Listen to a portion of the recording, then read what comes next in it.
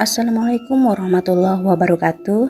Selamat datang dan selamat bergabung di channel Kawan Cerita Tengah Malam. Buat kawan-kawan yang sudah bergabung, aku ucapkan terima kasih. Dan teman-teman yang baru bergabung, jangan lupa untuk subscribe, like, dan share agar teman-teman tidak ketinggalan video horor selanjutnya. Oke teman-teman, pada malam ini aku akan membawakan sebuah cerita tentang kejadian yang dialami oleh Ibu Dahlia, yang mana ini berkaitan dengan nyawanya. Baiklah, tanpa berlama-lama kita masuk saja pada ceritanya. For your information ya guys, nama Dahlia ini adalah nama samaran dan cerita ini dikirim oleh anaknya, which is peristiwa ini sudah terjadi pada tahun 2014 lalu, kata Rara, saat dia tuh sedang merantau dan berkuliah di luar provinsi gitu. Dan untuk mempermudah penyampaian dalam cerita, jadi Ibu Dahlia ini akan aku panggil Dahlia tanpa mengurangi rasa hormat. Langsung saja kita masuk pada ceritanya.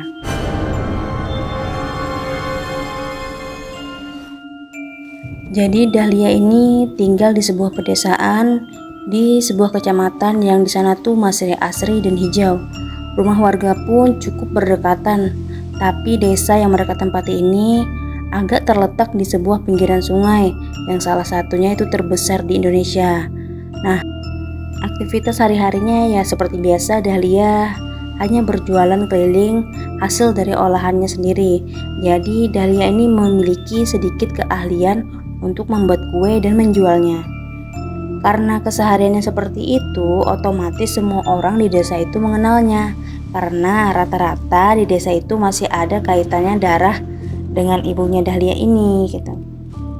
BTW, desa yang Dahlia tempat ini dominannya beragama Kristen dan Islam tuh cuman beberapa kepala keluarga aja gitu, kata Dahlia.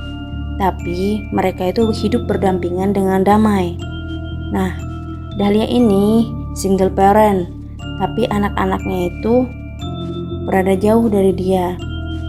Dahlia dan anak-anaknya itu Islam dan ibunya tuh masih Kristen, jadi dia kayak mualaf gitulah guys ya. Pada saat itu rumah di desa itu hanya ditempati oleh Dahlia dan ibunya saja, karena kakaknya Dahlia tinggal di desa lain bersama keluarga kecilnya. Begitu juga dengan dua adik Dahlia ini yang sudah berkeluarga, tinggal juga jauh dari desa. Anak-anak dari Ibu Dahlia ini juga merantau ke kabupaten kota untuk menyelesaikan pendidikan, sedangkan anak sulungnya itu bersekolah di luar provinsi, katanya. Suasana di desa tuh nyaman banget dan adat istiadatnya di sana tuh masih kental. Kalau pagi sampai sore warga memiliki kesibukan masing-masing. Tapi kalau malam suasana tuh agak sepi dan sejuk. Ditambah lagi di desa tuh penerangannya juga kurang banget, kata Dahlia. Listrik tuh cuma nyalanya 5-6 jam, misalnya dari sore jam 3 ya cuma sampai jam 6 atau 7 malam. Jadi sebentar banget. Alhasil karena kurang penerangan, jalan di pedesaan tuh gelap banget kalau sudah malam. Dan di rumah orang-orang tuh cuma menggunakan lilin atau lampu templok pada zaman dulu itu ha. Kalaupun mau keluar rumah pas malam itu, karena kadang kondisinya kan gelap gulita, jadi cuma senter lah alat penerangan oleh warga. Syukurnya di desa itu tuh aman, kata Dahlia, karena warganya tuh saling membahu satu dengan yang lainnya. Sampai suatu ketika ada saudara dekat, sebut saja namanya Lita, yaitu which is sepupunya Ibu Dahlia ini, yang bisa dibilang sepupu 2 kali lah ya dari Ibu Dahlia, ini berkunjung sore hari ke rumah. Nah, hal itu tuh biasa aja, karena memang biasanya banyak saudara-saudara di lingkungan itu tuh santai-santai di depan rumah Ibu Dahlia, atau juga ke rumahnya hanya untuk bercengkrama. Nah, saat sedang asik bercengkrama, Lita ini tiba-tiba berkata begini, "Dahlia, nanti malam datanglah ke rumah kita buat ngobrol dan minum kopi." Karena hal itu dianggap biasa dan pikir Dahlia, ya karena dia berpikir positif, ya baik-baik aja, itu ngopi itu hal yang wajib memang kalau lagi ngobrol di desa itu gitu. Tanpa merasa aneh, Dahlia ini mengiyakan aja lah ajakan si Lita ini. Lagian kan sepupu juga dan rumahnya gak jauh banget dari Dahlia, sekitar jarak 100 meter. Karena dari depan rumah Dahlia ini nampaklah atapnya rumah Lita itu dan pekarangan rumahnya, katanya. Information juga nih guys, Lita ini sudah berkeluarga, memiliki 2 anak. Dia tinggal di situ bersama keluarga besarnya. Anak Lita yang paling sulung ini baru lulus SMA dan mau melanjutkan ke studi selanjutnya. Karena sebelumnya kata Rara, tahun lalu itu Lita meminta tolong kepada Rara yang pulang kampung karena libur kuliah. Lita ini bertanya bagaimana cara mudah untuk masuk universitas dengan nilai akademik yang segitu. Tahun 2016 itulah anaknya Lita ini rencananya akan berkuliah. Singkat cerita ya guys, malam pun tiba. Dahlia berpamitan kepada ibunya untuk pergi ke rumah Lita sekitar pada jam 7 malam, which is sehabis Isya. Pergilah Dahlia ini menyusuri jalan depan rumahnya menggunakan senter karena pas banget pada malam itu tuh listrik itu nggak ada, mati, padam. Otomatis nggak ada penerangan di pinggir jalan sekalipun. Tapi di depan rumah-rumah yang lain itu ada pemuda-pemuda desa yang nongkrong dalam kegelapan. Nah, selang beberapa menit lah nih jalan kaki kan ke rumahnya si Lita. Sampailah Dahlia ini di depan rumahnya Lita. Dahlia pun langsung masuk rumah karena rumahnya terbuka dan di ruang tengah tuh nampaklah dari luar sudah ada beberapa orang yang udah mengitari lampu dan beberapa cangkir kopi gitu.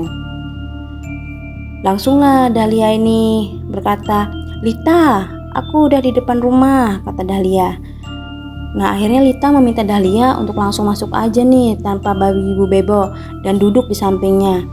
Tapi malam itu tuh kok Dahlia itu merasa ada yang aneh nih dalam hatinya. Dahlia ini merasa nggak nyaman dengan suasana dalam rumahnya Lita, entah kenapa gitu. Karena nggak biasanya gitu keluarganya Lita ini kumpul semua. Tapi karena pikirnya Dahlia ini positif ya, dia mikir kira-kira ya paling keluarga mau ngobrol biasa lah. Tapi Dahlia yang tadinya sambil pikirnya macam-macam dan heranan gitu ya, dia langsung terkejut lah karena Lita tuh langsung menarik tangannya untuk duduk tepat di sampingnya Lita dan ibunya.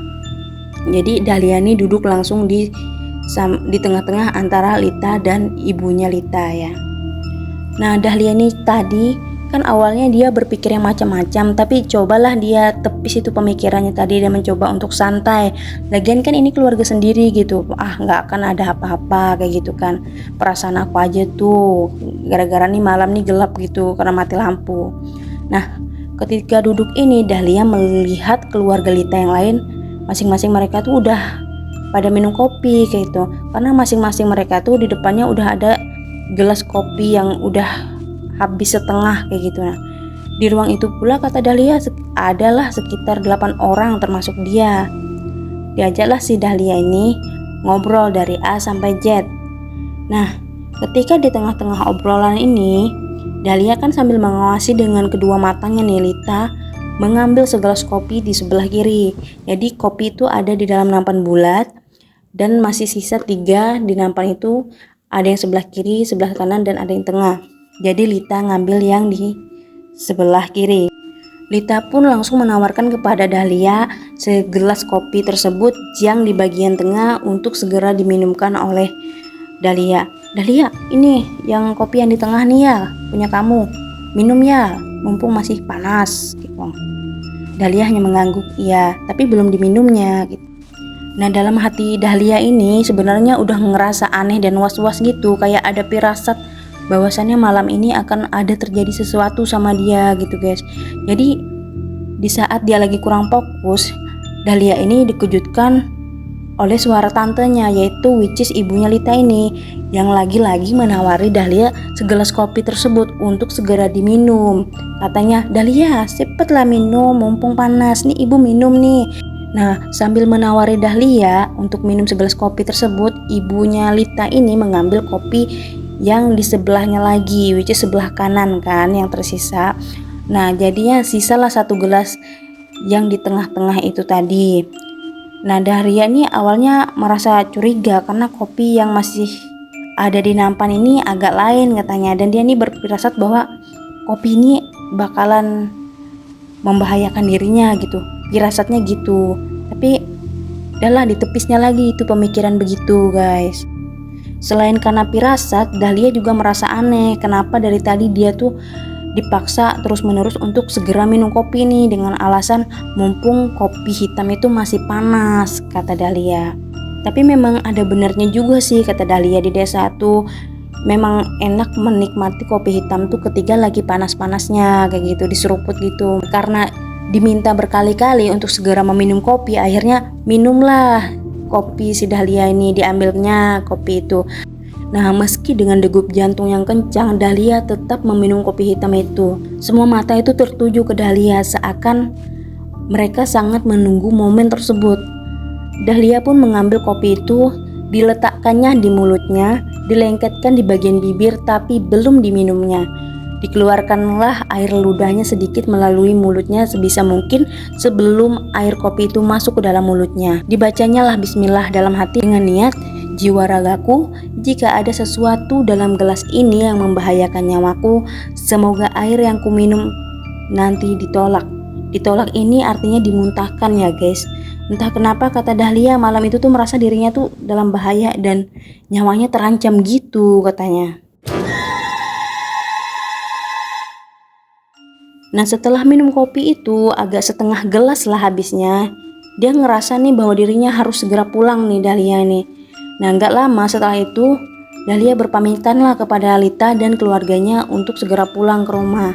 Lita dan keluarga mempersilahkan, tapi anehnya nih kata Dahlia, gak ada satupun dari mereka itu yang beranjak berdiri untuk mengantarkan Dahlia keluar atau untuk say goodbye gitu ke Dahlia.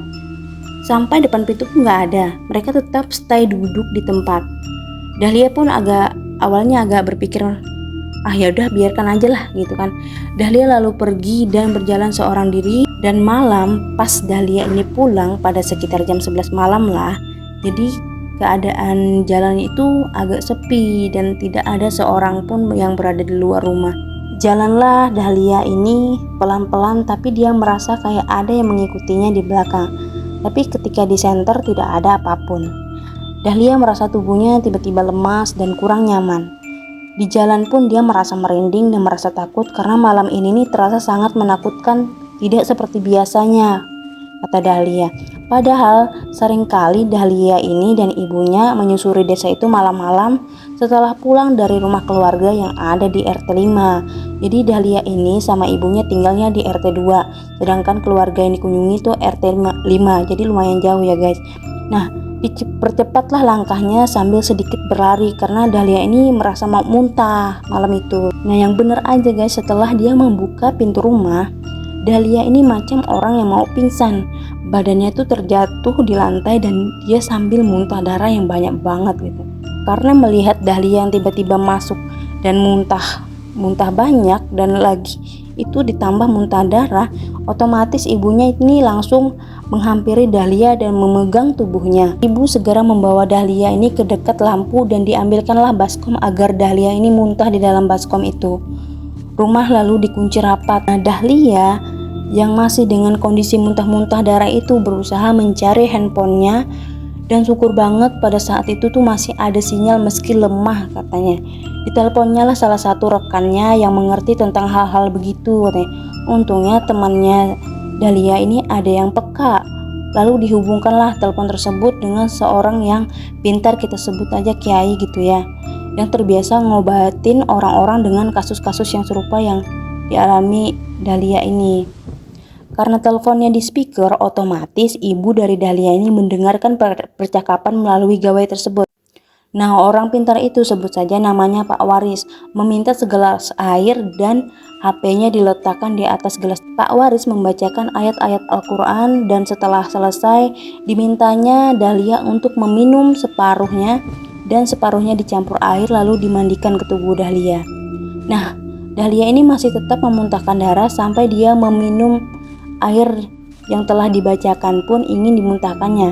Tapi pesan dari kiai tersebut, air harus benar-benar diminum. Setelah diminum, Dahlia pun lalu diguyur air yang telah dicampur air yang dibacakan tadi dari kepala hingga ujung kaki. Alhamdulillahnya setelah beberapa saat ada reaksi bagus dari Dahlia.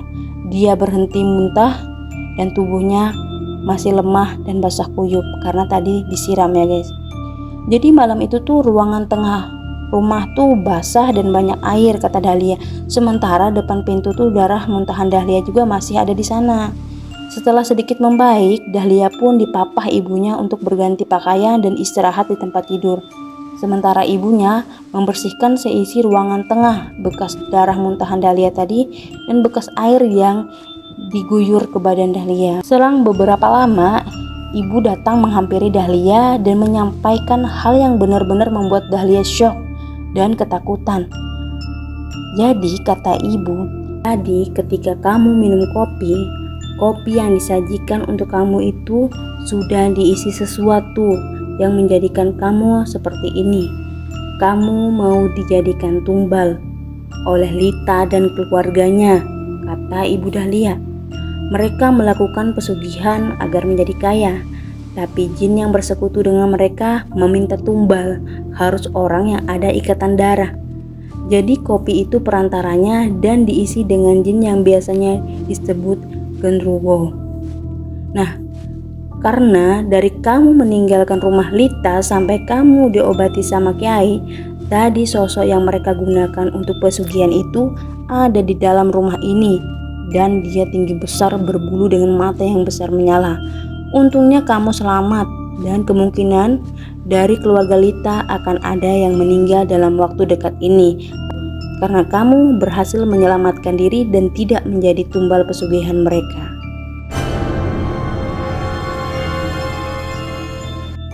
Keesokan harinya rumah Dahlia ini sengaja ditutup semuanya bagian depan, baik pintu maupun jendela. Yang hanya dibuka jendela yang dekat kamar ibu tempat Dahlia beristirahat. Dan jendela ini tidak nampak dari jalan karena terhalang oleh pepohonan buah. 3 hari pintu kami ini ditutup dan Dahlia tidak keluar rumah sekalipun karena memulihkan kondisi tubuhnya karena sudah banyak kehilangan darah. Pada 3 hari itu ibu menyampaikan bahwa Lita dan keluarganya berulang kali melewati rumah seakan-akan mau mengkonfirmasi sesuatu.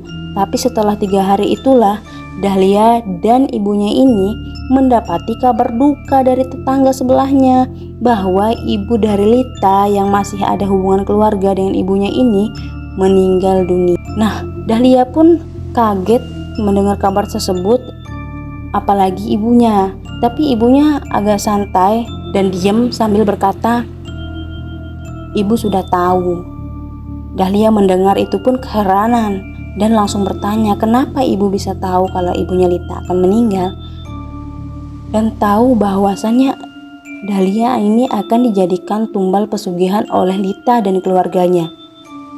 Jadi ibu berkata, "Kita punya nenek moyang penjaga, ibu punya pendamping atau sering disebut dengan Khodam yang memberitahu ibu. Dan malam itu juga Khodam itu bertarung dengan sosok yang ingin mengambil kamu. Syukurnya ada seorang kiai yang membantu. Karena sosok yang mereka gunakan untuk pesugihan itu sosok penunggu hutan seberang sungai. Dan sosok itu sudah ada sebelum nenek moyangmu ada, jadi energinya sangat kuat. Nah, karena kamu tidak dapat menjadi tumbal bagi ambisi mereka, jadi sosok itu mengincar orang yang paling dekat dengan pelaku pesugihan, yaitu ibunya Lita. Hari kematian ibunya Lita, Dahlia dan ibunya pergi ke sana untuk turut berduka cita dan membantu segala hal. Tapi ketika Dahlia dan ibunya tiba, Lita dan keluarga ini macam shock, kaget melihat kedatangan Dahlia. Dari ekspresinya saja sudah terlihat bahwasannya mereka ini marah karena akan kehadiran Dahlia dan Dahlia ini masih dalam keadaan hidup. Ibu Dahlia pun menyadari gelagat dari Lita dan sekeluarganya dan akhirnya memohon pamit setelah meletakkan sembako dengan alasan bahwasanya Dahlia masih dalam masa pemulihan akibat sakit 3 hari yang lalu dan harus cukup beristirahat. Nah, bagaimana guys cerita tentang Ibu Dahlia ini guys? Kasihan banget ya, beliau sudah single parent tiba-tiba mau dijanjiin tumbal sama orang yang katanya saudara. Hati-hati ya guys, karena kalau sudah berurusan dengan harta, mata manusia itu bisa tertutup. Bahkan apapun akan dihalalkan termasuk dengan mengorbankan nyawa orang lain. Jangan coba-coba melakukan tindakan pesugihan seperti apapun kondisi kamu, karena taruhannya tuh bukan lagi BPKB dan sertifikat rumah, tapi nyawa orang-orang yang berharga lah yang akan jadi pertaruhannya. Nah, ada pesan yang paling berharga juga guys. Yang pertama yaitu jangan lupa memohon pertolongan dan membaca bismillah ketika kalian itu disajikan sesuatu oleh orang lain ataupun oleh keluarga sendiri ya. Jadi memang sunahnya kan kita kalau ingin makan tuh memang harus mengucapkan bismillah. Nah, seperti kasusnya Ibu Dahlia ini, untungnya dia masih mengingat Allah dan meminta pertolongan dan perlindungan kepada Allah Subhanahu wa taala. Nah, oke guys, mungkin cukup ini cerita pada malam ini. Jika teman-teman punya pengalaman atau cerita horor, bisa kirim langsung ke alamat yang ada di bawah ini ya guys. Nah, mungkin cukup ini. Jangan lupa subscribe, like, dan share, dan nantikan video-video horor selanjutnya di Kawan Cerita Tengah Malam.